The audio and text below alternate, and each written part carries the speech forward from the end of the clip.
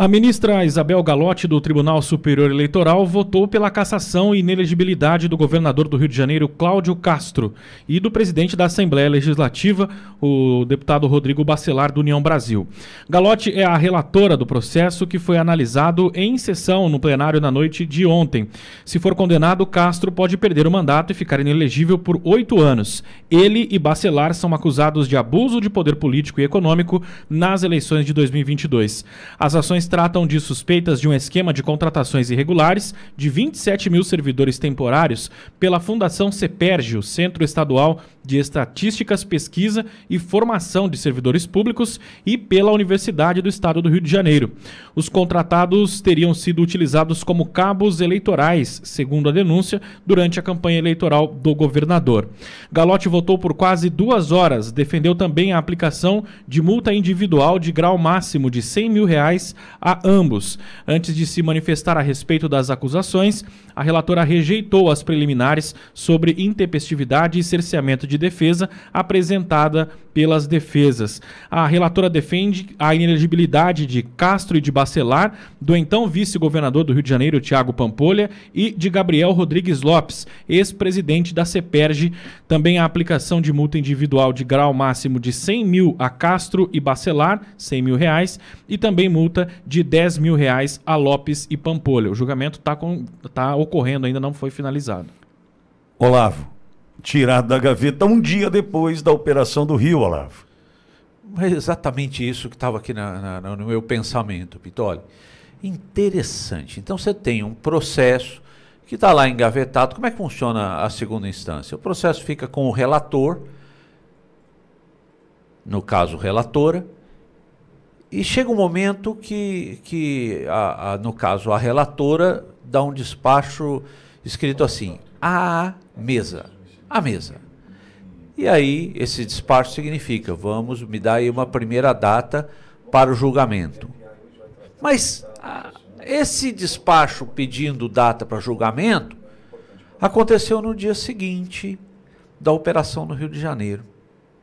Sabe, nós falamos sobre justiça, né? A justiça que não deveria ver o nome da capa do processo, julgar segundo os parâmetros da legislação. E tem uma máxima que funciona para a justiça, que a mulher de César não basta ser honesta, ela precisa também parecer honesta. Existe uma questão que chama senso de oportunidade. Jamais um julgamento desse calibre, mais um contra o governador ou contra um político de direita, né? Só mais um, porque é um universo isso, né? Mais um é pautado no dia, é pedido pauta, perdão, no dia seguinte à operação. Sabe, não, é difícil levar a sério, é difícil, eu sou operador do direito, é difícil levar a sério, imaginar que uma justiça tem isenção nesse tipo de comportamento. Já houve um pedido de vista e, por certo, o julgamento não termina hoje. Silvio, perseguição, é uma intimidação? Como você quer classificar esse julgamento?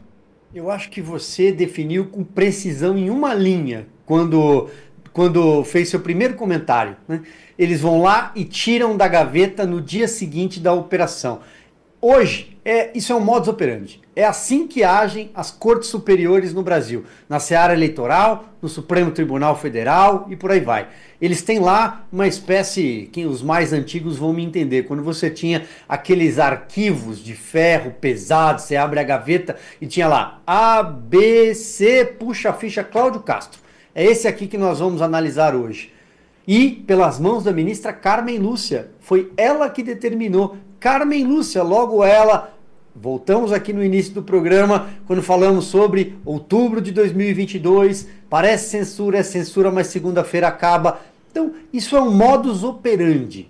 Eles têm um verdadeiro arquivão contra toda a classe política no espectro adversário ao consórcio de poder, portanto, à direita, leia-se, a direita brasileira, e eles vão por letra. Hoje é o C do Cláudio Castro, é esse aqui ó, que nós vamos pegar. Hoje o que importa é a letra C. Depois pode ir, hoje é o N de Nicolas Ferreira, puxa esse processo aqui, vamos colocar para votar. Isso é intimidação, é evidente que é. há uma expectativa, do ponto de vista desta semana, de um pedido de vista desse julgamento. Porque não há sequer clima para analisar. Imagine você determinar a cassação do mandato de um governador que há uma semana chacoalhou o país e que atendeu ao anseio da sociedade. Isso está amparado em pesquisas. Eu não gosto de pesquisas, todo mundo sabe, mas está aí, não tem nenhuma falando outra língua.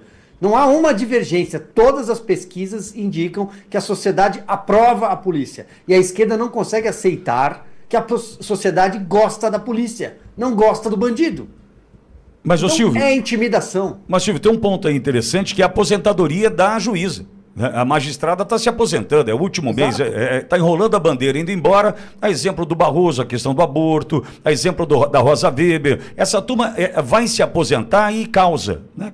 Deixa aí para os outros resolverem o problema. E no caso de pegar a letra C lá no arquivo, entendo eu assim, veja quem está atrapalhando. Quem está atrapalhando agora? O vídeo do Nicolas, então persegue o Nicolas, como você colocou a letra N. Mas esse tal de Cláudio Castro, a gente tinha que fazer essa operação agora? Então pega a ficha do cara. E uma magistrada se aposentando. Mais um desses casos de enrolar a bandeira e atrapalhar o Brasil, né?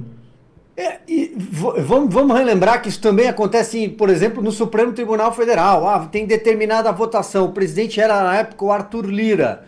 Era o PL 2630, aquela questão da censura. Vamos dizer, desengaveta aqui, letra A, Arthur Lira, que temos kit robótica, pode pautar. Aí amanhã é o deputado C, deputado D, vamos lá, pega aqui, vamos desengavetar isso daqui. Aí você pega aquela manchete nos portais de notícia. Alexandre de Moraes determina reabertura, né, ou reexame, reanálise, o termo jurídico deixo para o doutor Olavo, mas é isso.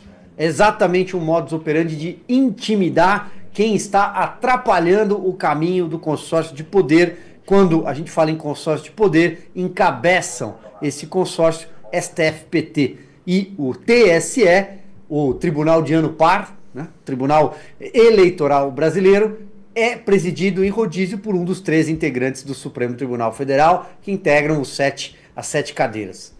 Fala lá. Quando nós falamos, o Silvio é sempre muito preciso, nós falamos dessa seriedade da justiça, né, que às vezes derruba a nossa crença ou enfraquece a nossa crença na justiça. Haverá uma reunião com Alexandre de Moraes, em que uma advogada, que é a própria revista Marie Claire, a revista da Globo, né? Marie Claire, foi longe. Foi bonito, foi? Foi longe. Muito obrigado. Trata essa advogada, chama Flávia Frois, como advogada do tráfico. A revista Marie Claire chamou a Flávia Frois de advogada do tráfico. Ela advoga atualmente para o Marcinho VP, né, do Comando Vermelho. E ela tem uma entidade que chama Anjos da Liberdade. É mole ou não? Anjos da Liberdade. Adivinha quem receberá a presidente da entidade, que é a própria advogada? Alexandre de Moraes, tratando do caso do Rio de Janeiro. Então, às vezes nós observamos esse comportamento da justiça e, olha, derruba qualquer credibilidade. Zero credibilidade, né?